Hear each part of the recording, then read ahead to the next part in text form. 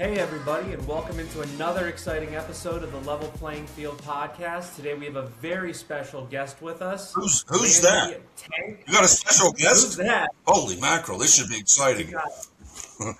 Awesome stuff. Randy Tank from golfandaround.org. Great to have you here. Dennis, why don't you introduce Randy and tell us all about him. Oh, Randy's a tough cat, man. He's a Division I football player at the University of Pittsburgh with me, high school wrestler, and man, served our country honorably in the Army. And he's a renowned golf expert now. And with all this garbage going on with Tiger Woods and this whole Asian invasion into our universities by Asian athletes, I wanted to get Randy to give us his whole read on it. So we're very, very honored to have Randy, a brother in Christ, and man, just a hard-working cat. Randy, Thanks, Dennis. It's an honor, man, pleasure. Hey, I wanted to show you something, Denny. You know, Denny wrestled in the Olympics. I don't know if people know that who watched the show, right? And Denny was one of those rare athletes that played football at Pitt, all-time sack leader defensively, and wrestled. Denny, you're not the only champion. You know what that is? That is my 8th grade wrestling medal at 148 pounds. There was three guys at 148. I got pinned twice, and they had the audacity to give me a 3rd place medal. I keep that with great honor. That's my 3rd place. I got pinned twice, and they gave me a medal. That's just disgusting. That's funny. That's amazing. so funny. It's true story. It's true story. That's awesome. Listen, Dan Gable said this, bro. Dan Gable said this.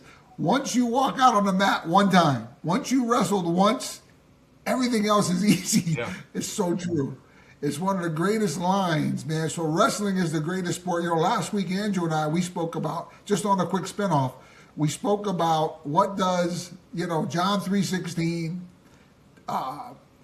Penn State wrestling, Mitchell Messenbrook, right? Messenbaum, and Messelbrink, and Tim Tebow have in common.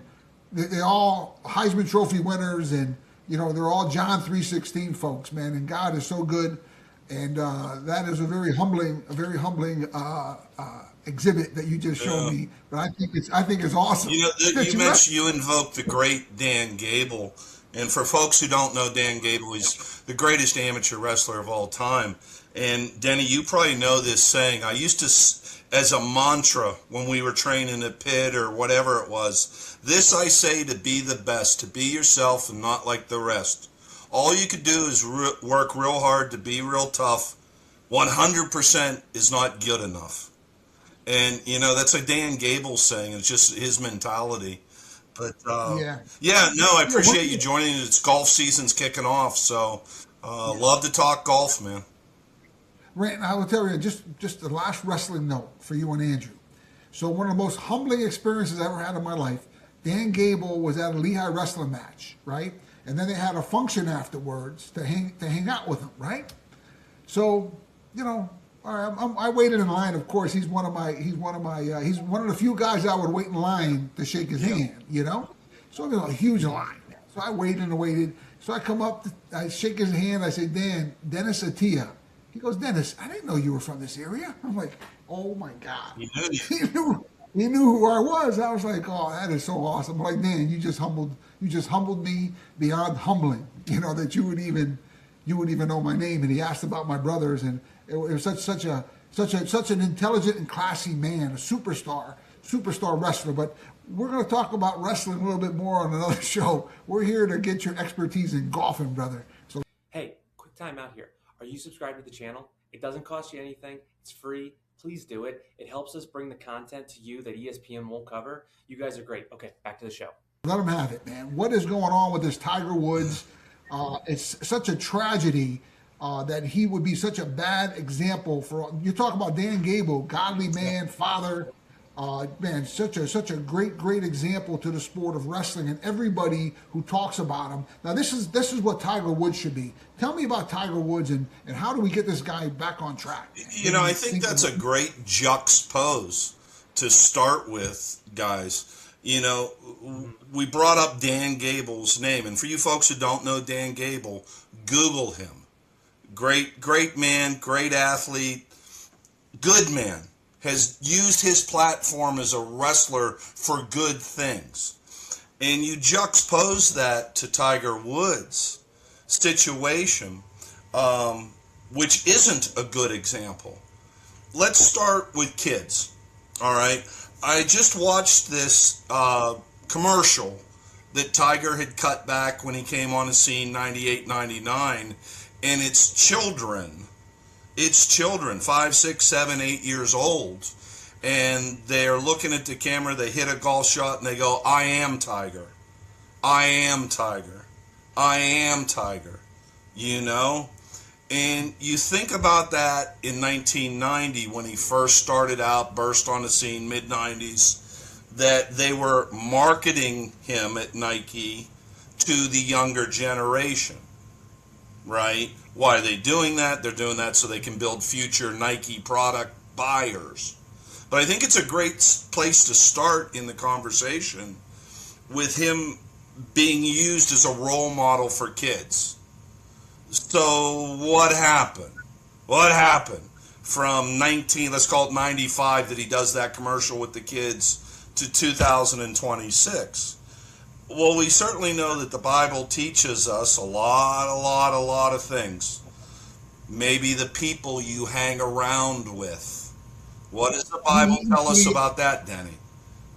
Be ye equally yoked. Be ye equally yoked. Yeah. So the people you're surrounding yourself with. What about money? Andrew, what does the Bible teach us about money, man?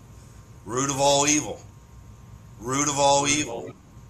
People will kill each other. Oh, there goes a golf ball. There goes another golf ball. They're flying around here. Money is the root of all evil. People will murder another person for $25.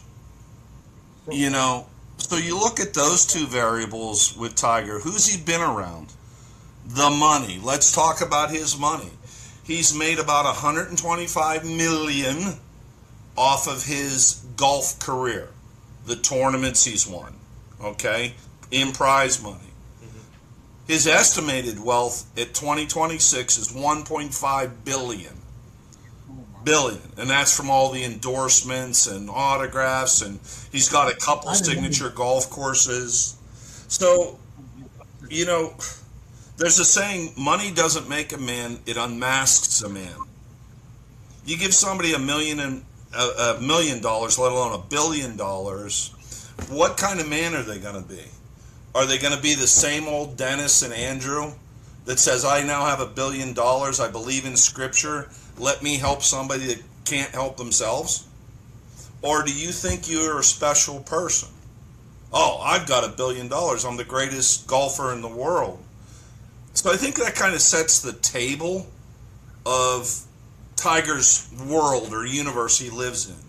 Now, I can tell you from personal experience with his management, Denny knows this, I was involved with some projects in the Caribbean trying to build some golf courses in Aruba, in Haiti, and some other areas, and I dealt with his management very briefly. I had worked with Jack Nicklaus, I was an advisor to the Arnold Palmer companies. Greg Norman decided to get involved with the project in Haiti. These are all high reputation guys. They were all so easy to work with and talk to, their management teams. Guess whose management team was a bunch of jerks, and I said I'd never work with you? Tiger Woods people. So what's ironic, he's half black, you know, and all of those groups of men were trying to reach out and help. They don't need Haiti. No one needs Haiti. Everyone feels sorry for Haiti. It's a very evil and corrupt country, like a lot of countries are. But just to interrupt and add that you would think they'd be more sympathetic to you, well, because he's half black and he's half Asian. And that was the Aruba project, let's face it, was a cash deal that was going to make everybody solid for the rest of their lives. Haiti was an opportunity, but there was, what is the proper word, altruistic purpose to it that everybody articulated from the very beginning. Let's go down there, use golf as an economic driver to give people income, to give people jobs that have no hope for a better tomorrow today. We had a part of that project, and this was explained to Tiger Woods people, that we were going to create a system for the employees at all the resorts where they could get a mortgage to have a house. Now, not our type of house in America. You got to understand, I've been all over the world militarily and with golf. People live in South Africa and Haiti. They live in cargo containers. So sad. They live in garbage that they found that they nailed together. So to create a system where we were going to say, here, you could work at a resort, and we're also going to build a housing development for you, maybe a simple 800 square foot house. Now, that may not sound like a lot to Tiger Woods, his people, or somebody that's really wealthy, but I've been in places in Mexico where it's smaller than my office here, and there was 2 adults and 2 children living. So, the flares have been there for him, and what's upsetting to me is Tiger's dad was a Green Beret. I have ties with Special Forces, guys that are good friends, worked with them in the military. I know these guys. I know the principles and foundations that they live and die by. And I think Tiger's dad would be appalled to see where he's ended up. First of all, he'd say, who are you running with? But I hate to kick a guy, and I think, Andrew, any of us do, and we're told not to as Christians. You don't want to kick a guy when he's down. Well, listen, our show is not about judgment. Our show is about truth. And that's in athletics, that's in academics, that's in business, that's in life. And everybody's innocent until they're proven guilty. And the scriptures tell us very, very clearly not to judge anybody. We're not judging Tiger. What we're saying about him is pathetic. It's pathetic. Him and Mike Tyson, by the way. Yeah. Let's be honest about Tyson. He's a convicted rapist.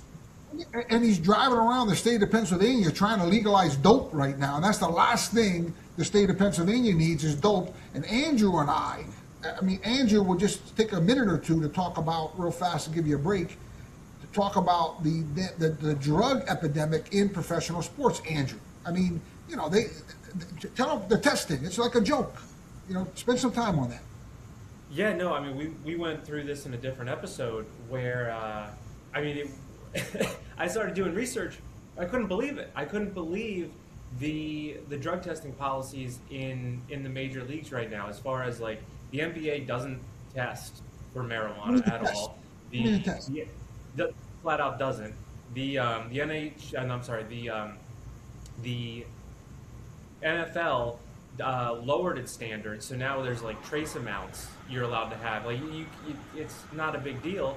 And then the NHL treats it as a mental health condition. There's just a slap on the wrist. So it's very interesting. I forget what baseball is off the top of my head. But the fact of the matter is, and baseball is littered with, historically, just corruption as far as steroids and any type of drug enforcement at all. But no, it's. I think it leads into the conversation where we're having. It's just if the stars of these sports that the whole business is foundationally built on, they are just it's empty inside. And I actually had I heard this conversation with someone I know the other day, and he was saying he used to work for the NBA as an internal he was part of the finance team and all of that, and he quit after a number of years. And his whole point was that when I got inside, he's it was my dream job, as a 17-year-old to work for the NBA. And then I get in there and I see how professional sports are run. I see what the actual day-to-day operations of what it is. And he goes, they were idol making. They were building gods. And that's exactly what it is. And he goes, I would go to NBA weekend or All-Star weekend, and these kids would look at Steph Curry, they would look at LeBron James, and they're like, dude, you're God. It's this Tiger Woods. If there was no one higher than Tiger Woods, Michael Jordan, Tiger Woods in the early 90s, there was nothing above those two people. and to I just would beg have to like it. We had a guy by the name of Dan Marino playing football that was right there. Not bigger than all of them, he was but right let's there. let's take a 1 minute But break. that's it. But that idol worship is what we're talking about, and just that's what it is. That's what it is. And to have the wrong people as those idols, 20 years down the line, it just all falls apart. Tiger is literally falling apart at the You know, I seams. just heard something the other day, guys. Randy, just to insert, tell everybody about your function at the Green Pond Country Club. Tell everybody real fast about your function you got going for all our listeners here in northeastern Pennsylvania. Quick, tell everybody what you All got right, going more on. golf balls flying around. Listen, if you like golf, if you like cigars, if you like having a good time, if you've ever dreamed of standing on the bridge at St. Andrews, guys, that's the picture everybody wants, right? Standing on the Spokane Bridge in St. Andrews. Well, if you're a hacker, you don't even have to have athletic skill. Join us for the Cigars International Golf Parties at the Bethlehem Cigars International store the weekend of May 22nd, 23rd, and 24th. It's only $200 to come. You get golf, you get buffet. Then, guys, we're going to have a putt-off competition. Again, this is for you, Atia, meaning no athletic skill needed in golf. 4 lucky putters are going to win a trip to St. Andrews, Scotland. They get to travel with me next April. If you're interested in playing, log on to, it's really simple, Cigars International Golf Parties.com, cigarsinternationalgolfparties.com. You can read all about the event. We've got some great events locally in Pittsburgh, my hometown, and across the country. So I appreciate that plug, guys. I really do. It's going to be a fun weekend. I would tell you for the Green Pond in Bethlehem, Easton, Pennsylvania, man, the greatest wrestler from Easton is a guy by the name of Bobby Weaver. He's an Olympic gold medalist. I'm going to invite him to come, and I'm going to call Larry Holmes to see what his health's like. The Easton Assassin. Nice. I'm going to try to get Larry out to join us, and I don't know if he's going to be able to golf, but maybe I know he likes to smoke cigars though. I've hung out with him. It's enough going to be know a great Friday evening, the 22nd. We have a Celtic band playing with bagpipes and rock and roll guitars behind them, and we won't forget our God and Savior Jesus along the way too. We're helping a great local charity. All my golf tournaments, guys, I have a charitable aspect we raise money for. Great organization in your area out there called Life Path. Life Path. Just give him that website. Great. Give him that website one more time. For Cigars International Golf Parties, real simple. Cigars International Golf Parties, PARTEES.com. Cigars International Golf Parties.com. But we'll be donating cigars for Warriors and also helping Life Path that weekend. Guys, that's part of my mission in life. God, Jesus have given me the gift of Irish gab. God has given me these talents and abilities. And I want to give back. I've always wanted to give back. Sometimes we're able to raise $500 for a charity. Sometimes we raise $5,000 for a charity. But recognizing God gave me these gifts, is a little way to return, and, trying to always focus on that word. And it leads us back to Tiger, doesn't it? False adultery. Man, you and I talked about it, Andrew. Great point. False gods. Israel had so many false gods, and the curse of God had come upon them. Are we similarly worshiping these athletes and these franchises, Andrew? Great point. I want you to elaborate on that because you and I talked about that, Randy. Oh, there's no doubt about it. And it's not easy being human. Anybody that's listening to this show, none of us are trying to be holier than thou. None of us are saying, look, Tiger Woods is an evil person. Life isn't easy, folks. It's very difficult. It comes with a lot of temptations. I'll tell a story a little bit later about how I found my way back to my Savior, Jesus Christ. Thankfully. Life's not easy, but you make it harder on yourself when you're not following the right example of Jesus. God's words, when you're following maybe Ozzy Osbourne biting the heads off of bats, drug addicts, somebody that's presenting themselves as, I have a great life, look at me. I'm on the internet, I'm on Facebook, I'm in a limo, I'm with these hot looking girls over here, I'm a billionaire, I'm the best golfer in the world maybe. And all that is a path of destruction, brothers and sisters. I can tell you why, and I'll testify right now to you about how I came back to Christ, and Denny knows this story. And I'm thank God for it. Back in 2012 and 13, I was the owner of Playboy Golf. Playboy Golf. Hugh Hefner's Playboy. We had everything. Playmates. We partied at the Playboy Mansion. I've been to the famous Playboy golf tournament, Halloween event. And the funny thing, brothers, is I thought I was a good Christian. I actually prayed to God beforehand. I said, Lord, don't give this to me if it's wrong. I had never heard Jesus' Sermon on the Mount where he says, don't look at a woman with lust in your eyes. And God gave me what I wanted.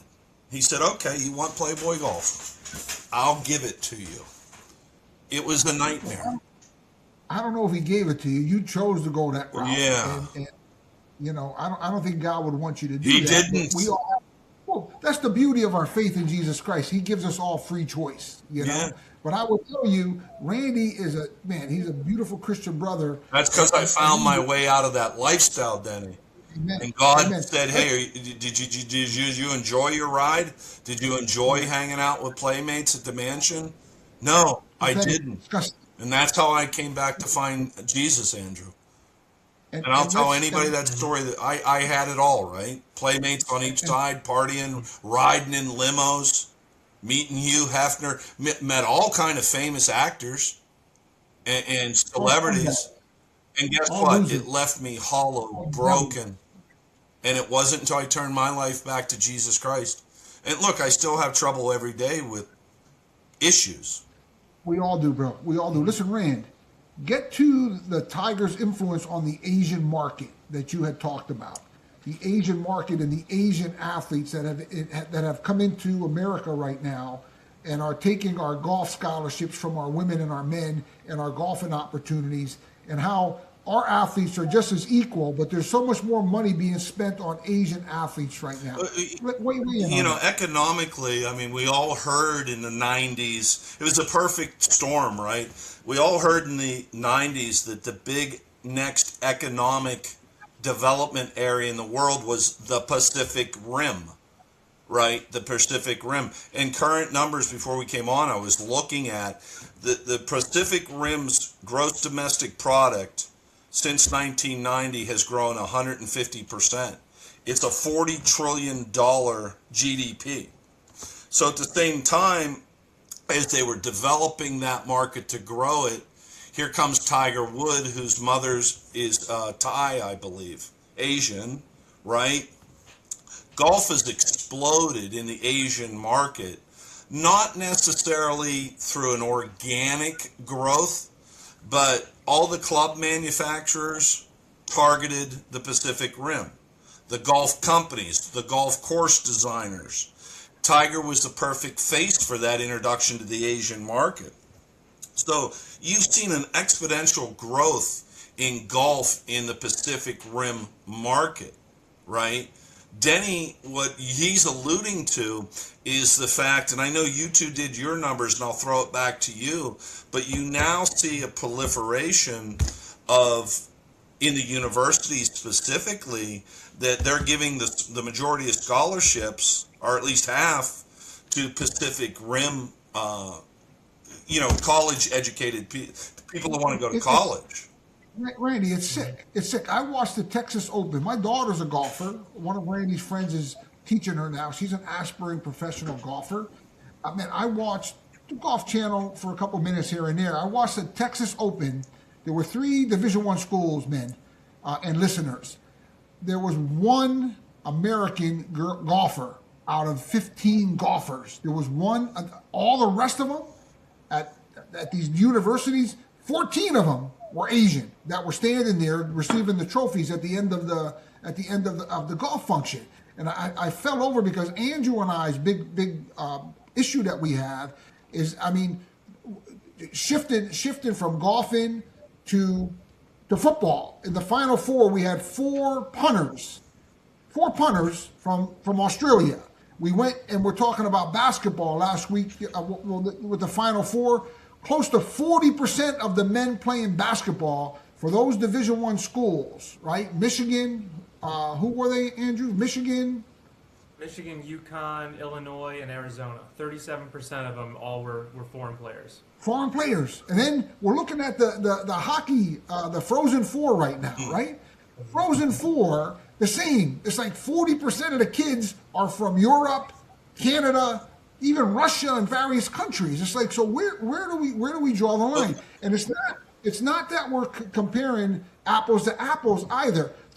These people are all making money, and they're all in their 20s, and our kids are 18 and 19 years old trying to get a scholarship. So this Asian invasion into golf, into tennis, it's terrible in tennis, and track and field from all over the world. They're being violated, and they're all. Here's the inequity. None of them are the same age as our athletes who are well deserving of those scholarships. You understand? And I think it's very important that our listeners and viewers understand something.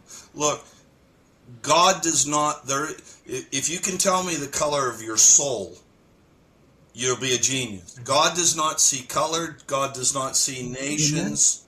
Amen. He sees your character. He sees your souls. We're not talking about that. What we're talking about loops back to the economics of the situation. That American kids, right, need to go to college. Some of them need scholarships. Like Denny came from a big family whose mother was trying to support him. He needed that athletic scholarship to go to college at Pitt. One of the reasons they're giving the scholarships to foreigners who are 26, 27, 8 years old, as Denny said, competing with our 18-year-olds, is because of what we talked about, the economic growth in the Pacific Rim, right? Trying to sell more Nike and Callaway golf clubs.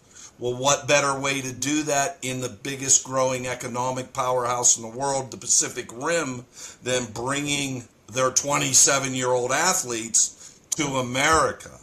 So, folks, to make sure you're clear about that, we're not being racist here.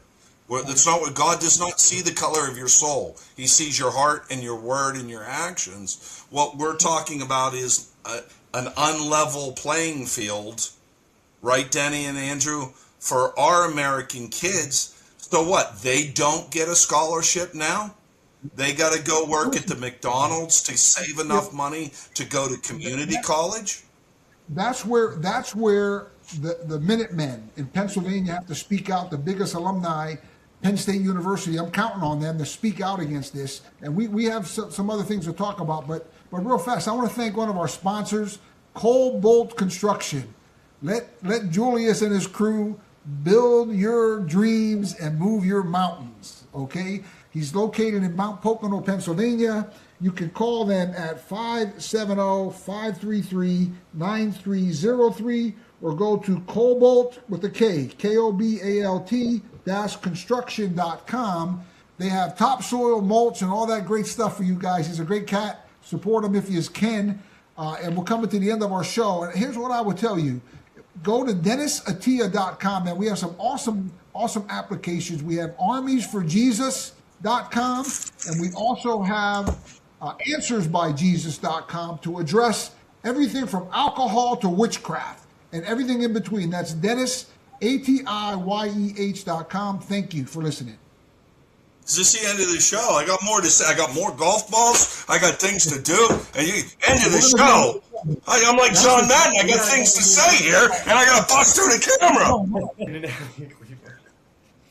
All right. Well, yeah, we are coming to the end of the show here. But Randy, why don't you tell the audience where they can find you, how they can get in touch, and how they can, be be a part of everything you have going on and supporting all the missions you have. Well, praise Jesus every single day. I mean, folks, even if you're struggling with alcohol or addiction or a bad relationship, just find the word somewhere online or an old Bible and pray and just open it. We're all sinners, folks. We're all sinners, but you get into that word and you start bathing in that word, it's going to help you. Just try it. If somehow you found our podcast today, just find the word. And you know what? Your past does not dictate your future, is what the old saying is. As for me, I'm heading to Scotland and Ireland. God has blessed that trip. We'll see you in Bethlehem, PA, May 22nd through the 24th for the Cigars International Golf Parties. And Dennis Attia is going to be my caddy for the weekend. I'm going to give him a hat like this and make him carry my golf bag around. But guys, this has been an absolute pleasure, and I do appreciate it. Thank you, Randy. Awesome. Well, thank you again. Thank you for everyone who is listening. Again, you can always find our podcast. If you're listening on the radio, thank you. But you can find us on Spotify and YouTube as well as all the different social media channels. And feel free to like, comment, and subscribe. And until next time, have a great day.